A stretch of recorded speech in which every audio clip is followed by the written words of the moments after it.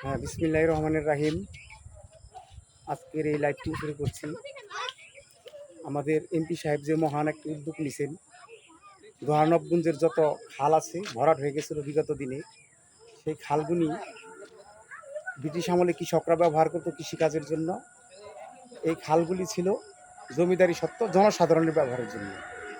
কিন্তু এই খালগুলি এক পর্যায়ে দুষ্ট লোকেরা এস রেকর্ডে খাস, কিন্তু আর এস রেকর্ডে তাদের নাম বসে রেকর্ডে মালিক দাবি করে।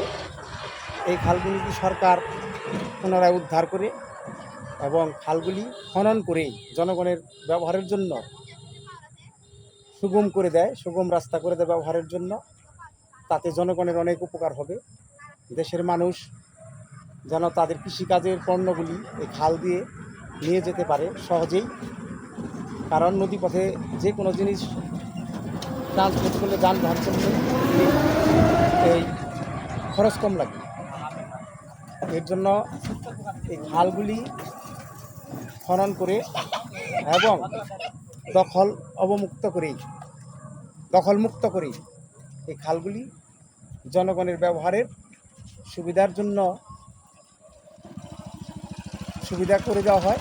আর জনগণের দ্বার প্রান্তে কৃষিকাজের যে সমস্ত যন্ত্রপাতি, এগুলো যেন সহজেই কৃষক উপজেলা কৃষি অফিসারের মাধ্যমে, যেমন ট্রাক্টর, ধান কাটার মেশিন, মাড়াই মেশিন, এগুলো নিতে পারে। এদিকেও নজর দিতে হবে।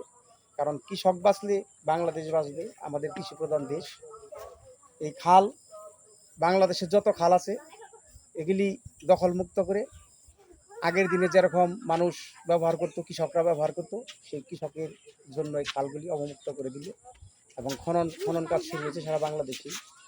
এই খালগুলি খনন করলে সবচেয়ে বেশি উপকৃত হবে কৃষকেরা। তাই বাংলাদেশের সকল কৃষকের মঙ্গল কামনা করি।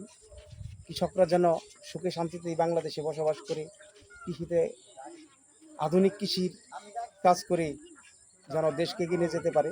এই বলেই এখানে শেষ করছি। সকলকে ধন্যবাদ।